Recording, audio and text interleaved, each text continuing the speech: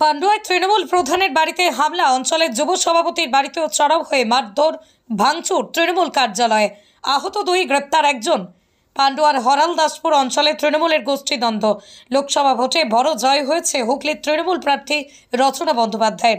3টি বিধানসভায় হারলেও 4টে বিধানসভা থেকে বড় ব্যবধানে জয় হয়।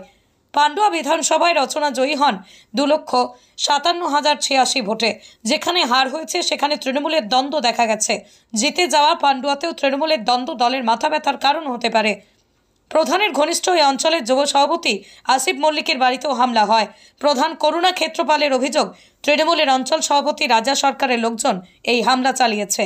প্রধানের বিরুদ্ধে গোষ্ঠীর লোকজন কিছু বলতে না চাইলেও পান্ডুয়া ব্লক তৃণমূলের প্রাক্তন সভাপতি সঞ্জয় ঘোষ বলেন, সবাই তৃণমূলের লোক। অন্যদিকে বিজেপি হুগলি সাংগঠনিক জেলা সভাপতি তুষার মজুমদার বলেন, বিজেপির এলাকা দখলের লড়াইকে তোলাবাজির বরাত পাবে তার লড়াই, তাই নিজেদের অফিস ভাঙছে, নিজেদের মধ্যে মারামারি করছে। এরা মানুষের জন্য লড়াই করে না, এটা হওয়ারই ছিল। গতকাল ঘটনা ঘটেছিল, আমি আমার বাড়িতে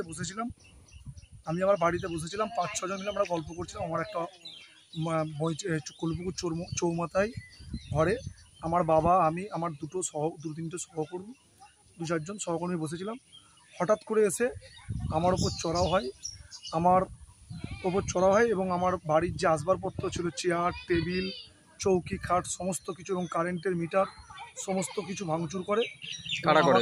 আমাকে মারতে যাওয়ায় আমার বাবা বাধা দেয় এবং আমার বাবা এবং আমার এক সহকর্মী মাজিদ হালদার আমাকে আটকাতে যাওয়ায় তাদের ওপর অমানবিক অত্যাচার, মানে আমার বাবাকে হার্টের পেশেন্ট, তো তার মাথা ফাটিয়ে দিয়েছে এবং তাকে মাটিতে ফেলে কিল, লাঠি, ঘুষি এবং মাজিদ হালদারের চোখে ঘুষি মেরেছে এবং তার হাত পা সমস্ত ফাটিয়ে দিয়েছে। তো কেন মারধর করলো? কেন আচমকা জানি না। তাদের মারধর করার একটা কারণ যেটা হচ্ছে, পঞ্চায়েতটা স্বচ্ছভাবে চলছে, আমাদের প্রধান চালাচ্ছে এবং সেই পঞ্চায়েতে দুর্নীতি করতে পারছে না। আমাদের যে এক্স উপপ্রধান ছিল হাসিনুর রহমান, সে অত্যাধিক দুর্নীতি করেছে এবং এই বছর সেই কোনো কারণে টিকিট পায়নি, দল উপপ্রধান হতে পারেনি। সেই ব্যক্তিগত আক্রোশে আমাদের যে প্রধান হয়েছে বা উপপ্রধান হয়েছে তার বাড়িতেও হামলা করেছে এর আগের দিন। তো তাকে বলেছে আমার কথা শুনে চলতে হবে, যা বলবো তাই করতে হবে। এবং আমাদের অঞ্চল সভাপতি রাজা সরকার, তো প্রধান উপপ্রধান সুষ্ঠু এবং ন্যায্যভাবে কাজ করার ন্যায় নৈতিকতার দিক দিয়ে। এবং আমাদের পঞ্চায়েতে সবথেকে মূলত কারণ হচ্ছে এই দুর্নীতির বিরুদ্ধে এবং ওপেন টেন্ডার হয়। এখন লেস মেরে কন্ট্রাক্টররা কাজ নেয়, যাতে স্বচ্ছভাবে পঞ্চায়েত চলে। সেই গাত্রদাহ সহ্য করতে পারছে না হাসিনুর রহমান ও রাজা সরকার। এরা কোন দল করে? এরা আমাদেরই দল করে, তৃণমূল কংগ্রেসের প্রেসিডেন্ট রাজা সরকার, উপপ্রধান হচ্ছে হাসিনুর রহমান এক্স। তিনি আবার পঞ্চায়েত ভোটে সিপিএম করেছিল, এখন বর্তমানে দলে জয়েন করেছে। তুমি কি করো? আমি হরলদাসপুর অঞ্চল তৃণমূল যুব কংগ্রেসের প্রেসিডেন্ট। আর তুমি কি থানায় কোনো অভিযোগ করেছো? থানায় আমি অভিযোগ করেছি, আমার বাবাকে নিয়ে আমি হসপিটালে ছিলাম, বড়বাবু অভিযোগ নিয়েছে একটা। তো কতদূর কী হয়েছে আমার এখনো পর্যন্ত জানা নেই। তারপর তো প্রধান এই যে মানে নিজেদের দলের মধ্যেই যে মারামারি, কি বলবে এটা নিয়ে তুমি? দলীয় নেতৃত্বকে বলবো এর বিরুদ্ধে ব্যবস্থা নিতে। যদি দলীয় নেতৃত্ব দেখা যাক, আশ্বাস দিয়েছে কি করে, নাহলে আমাদের মতো চলতে হবে। কি করব, কতক্ষণ মার খাবো? আমি আজ 8 মাস ধরে মারধর খেয়ে যাচ্ছি। আমায় এর আগে এইভাবে অত্যাচার আমি আর মেনে নিতে পারছি না। দেখি দলীয় নেতৃত্বকে জানিয়েছি, আমাদের অভিভাবক অরিন্দম গুই জেলা প্রেসিডেন্ট, আমাদের দিদি, আমাদের নেত্রী অসীমাদি, তাকে জানিয়েছি, আমাদের প্রিয় বিধায়ক রত্নাদি, তাকে জানিয়েছি এবং আমাদের দলীয় সভাপতি, সমস্ত নেতৃত্বকে জানিয়েছি এবং প্রশাসনকেও জানিয়েছি। দেখি প্রশাসনের বিরুদ্ধে কী ব্যবস্থা নেয়। তোমার নামটা?